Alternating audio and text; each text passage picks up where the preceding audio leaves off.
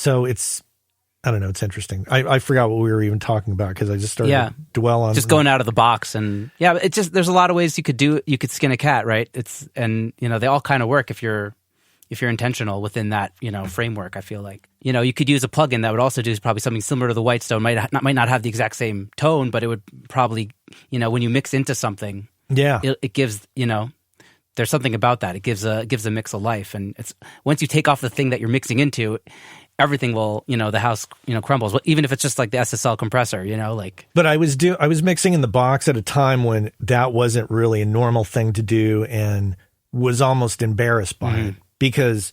Really? Yeah, and in fact, I remember I was at a tape op or potluck audio conference.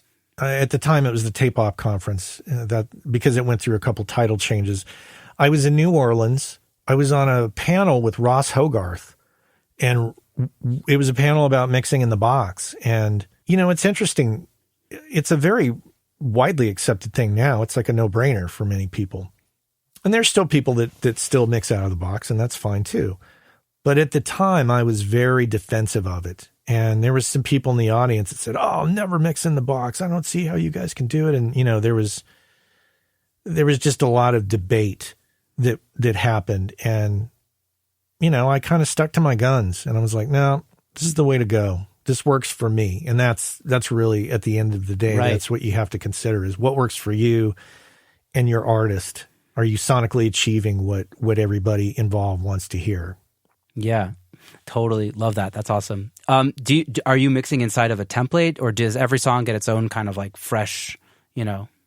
palette? Once again, in the spirit of keeping things fresh, I was hot on the template that my buddy Andrew Sheps came up with for a while.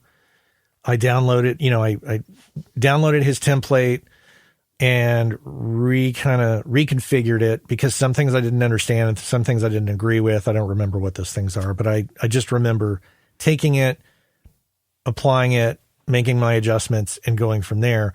And then moving on from that, I'm now kind of on the Billy Decker template. Billy Decker's a engineer in Nashville who's well known for mixing songs in like 45 minutes. Yeah, it's wild, right? And he has a book out, or he has a book out, or he has a book coming out on his mix template. And his publisher sent me an advanced copy of it, and I went through it. I had it in a book format, or like a PDF format, on my iPad, and I spent a whole afternoon with I sat in my living room, and I remoted into from one laptop to my main laptop in my studio in my house. So I think I had the news on mute. I had the iPad with the book on it. I had one laptop going into another laptop, and I methodically took the entire day to read through the book and mimic his template. Wow. And went back to remix some stuff I had already sent to a client that I was waiting on approval from, and started sending out new mixes of stuff to people that I was actively working with. And I said, "Hey, I know you didn't ask for this, but I remixed this. Tell me which one you like better." And the response was overwhelming. It was like, "Whoa, what did you do different? Why does this one sound 10 times better than the one you sent originally?" And then I was like, "Wow, that's quite a margin." It was huge. The response was so positive that I started to go through and dissect it again, just kind of like, okay, what's he doing here? Why am I doing this? And I would look at the combinations of plugins and the settings and go, these are choices I never in my life would have made. Combinations and choice of plugins, or, how certain plugins are running, but it sounded really good. And I couldn't argue with that. And I had to, you go through a bit of a technical identity crisis where you're like, okay, it doesn't look right, but it sounds great. So let's just go forward and just, and that's when I realized it's amazing how emotionally caught up in a process we can get into. We just get so obsessed with, okay, well, I got to do my thing. And if it doesn't do this and doesn't follow these parameters, then it's not going to sound right. This threw everything out the window and caused me to reevaluate. Wow, that is so interesting. I love that. First of all, I also love that you just, you had the audacity to just say to your clients, like, hey, I just mixed this, but, here's another one. What do you think of this? Like, that's awesome. But I love that just like our perceptions of what's right could be like just shown to be wrong in an instant. And we have to be open to learning, I guess. I don't know. Do you mind, like, I mean, obviously I don't want you to give away his whole book or whatever, but is there like would you say there's like an underlying theme to the way he has his template like laid out? What I love about his template is the ability to just bring in a set of audio. Well, actually, so it works like this. So let's say that you send me tracks in a Pro Tools session or whatever it is, whatever DAW. I open those in Pro Tools and then I start importing. I go to a folder and say import session data and I bring in the full template that's blank. Then I start dragging the tracks to the proper, guitar to guitar, bass to bass, et cetera, et cetera. Mm-hmm. And then you start messing with the clip gain, so you can adjust, the volume of, or the amplitude of each waveform, so that in the case of the drums, it's hitting drum samples at the right velocity so that those drum samples are triggered accurately. So there's a lot of samples involved. And that part of it causes you to just get down to it. And within minutes of bringing in the template, adding it and putting the audio in the right places, you hit play, you're already like 85% of the way there. Like it already sounds like, wow, this is great. This is pretty close. Okay, I need to tweak this or, not everything works 100% of the time. So you've got to go back and make some adjustments. But, I could see why Billy Decker is mixing songs in 45 minutes with this template. It just works. Yeah. Now it's just like get the clip gain right and like maybe automate the vocals. Yeah. Bada bing, bada bung. Exactly. It's like, oh, is the vocal loud? Okay. Vocal's loud enough. All right. Is it a little more effects, a little less effects based on what you know of the client? Mm-hmm. But wait, what were you going to say? I cut you off. I'm sorry. Oh, no. Just the ability to, bring everything in, quickly set it up and then, make sure that the vocal's loud enough and make sure that the effects are where they need to be at for that client's aesthetic. It doesn't work for everybody. So the answer to your question earlier is, do you have a template or do you mix everything from scratch? Sometimes I'll just mix something from scratch just because I just want to explore the track in a different way. But when I have 10 songs to go and I got to get to work, then I'm like, okay, we'll start with a template and we'll modify from there. Yeah. So you're using even his specific plugins, not just like the way it's routed and you know what I mean? 90%. I did go through and I'm like, okay, I don't have that plugin. I'm going to go buy that right now. Just put it in the cart. Oh okay, my gosh. like I went through, okay, do I have that plugin? I don't have that plugin. Let's go buy that right now. Wild. Most of the ones that I had to buy were like the random waves plugin that were like $30. So I was like, okay, yeah, that's cool. There was nothing in there that was comp, that kind of stuff. Exactly. It was nothing like, a $400 plugin. None of that was in there. And most of it I already had. Yeah. That's awesome. Even his reverbs and like delay sends, or did you kind of incorporate your own? A bit of that I incorporated my own, and some of the compressors and stuff, he might suggest one thing, I would go with, whatever it is I had that I enjoyed more. Right. If I wasn't going to go out and buy the Waves 1176, when I had the UA version, I was like, this is fine. Yeah. It's in the ballpark. It's the same kind of, modeling of a FET compressor. So it's like, exactly. I'm just swapping one 1176 for another. I don't think that there's a big deal there. Yeah. Do you find that you like mixing or mastering better? It depends. Some music I get, I hear it to master and I hear it and I go, ooh, this is cool. But it sounds like a lot of effort went into this. And I'm glad emotionally I wasn't involved. I didn't have to go and fight the battles. I'm just here to make sure that it crosses the finish line and makes it onto the streaming services or on CD, because some people still do CDs.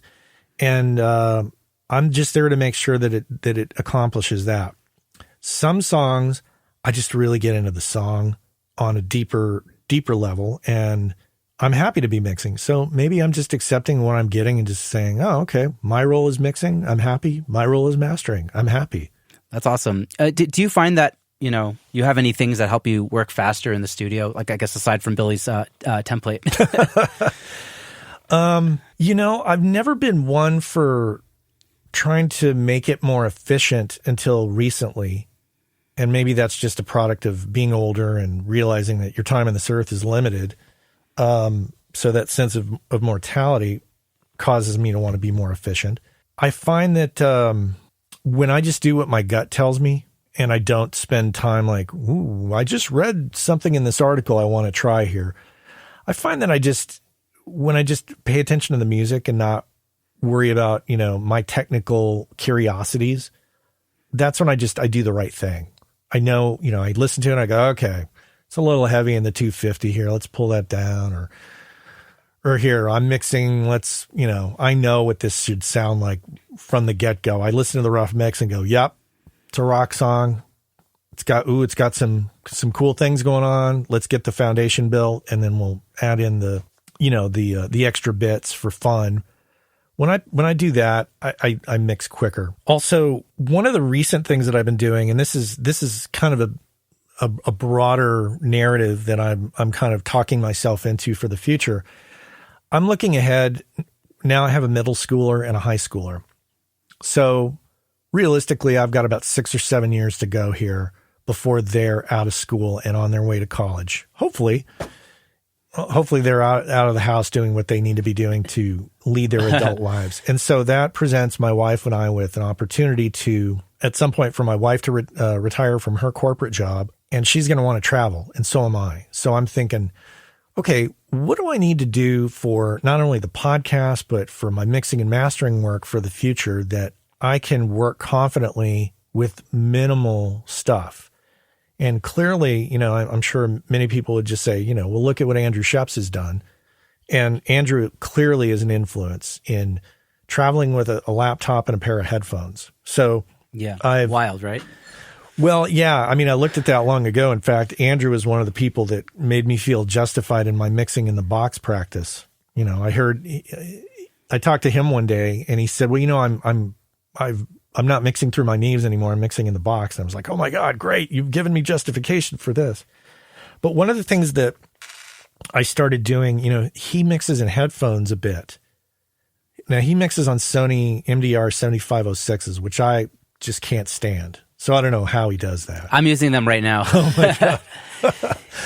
I mean, I love them for tracking, not for mixing. I couldn't mix on him. It just doesn't work for me. No, me neither. So I've been on the hunt for something that I can mix in, and I got a pair of Audacity LCD LCD XCs. These are the closed back versions of the LCD-X.